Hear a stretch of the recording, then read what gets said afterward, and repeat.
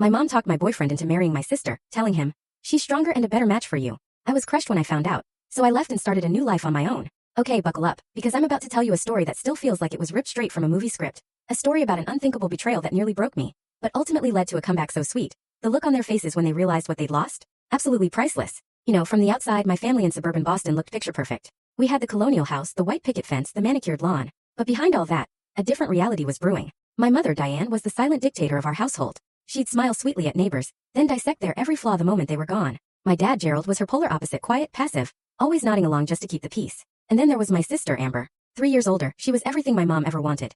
Blonde, beautiful, a social butterfly, homecoming queen, the girl every boy wanted. Me? I was the family's black sheep. While Amber spent hours on her makeup and social status, I was buried in books and computer code. My room was covered in academic awards, not boy band posters. By 14, I was teaching myself programming languages and building websites. None of it impressed my mom. Computers are for boys, Sophia. She'd wave me off. You'll never find a husband hiding behind those screens. Every achievement was met with, "That's nice, dear." But did you hear about Amber's new modeling opportunity?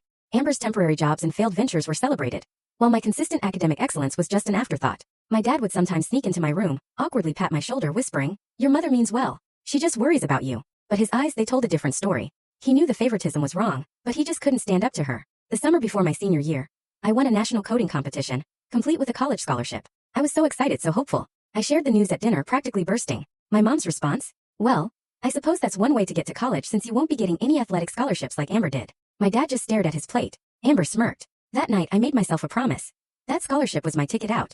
I applied only to schools at least 3 states away. When my MIT acceptance arrived, I celebrated in private. My mother's only comment was concern about me moving so far from family. College was my salvation. For the first time, I was surrounded by people who got me. My best friend, Zoe. I met her during orientation when we both reached for the same computer science textbook. Her honesty and humor were a breath of fresh air. Through Zoe, I started to build the confidence my family had systematically dismantled. She couldn't understand why I dreaded going home. "Your family sounds like a bad reality TV show," she'd say. "You know that's not normal, right?" Intellectually, I did. Emotionally, I still craved their approval. But each visit home just highlighted the dysfunction. By junior year, I was limiting trips to major holidays.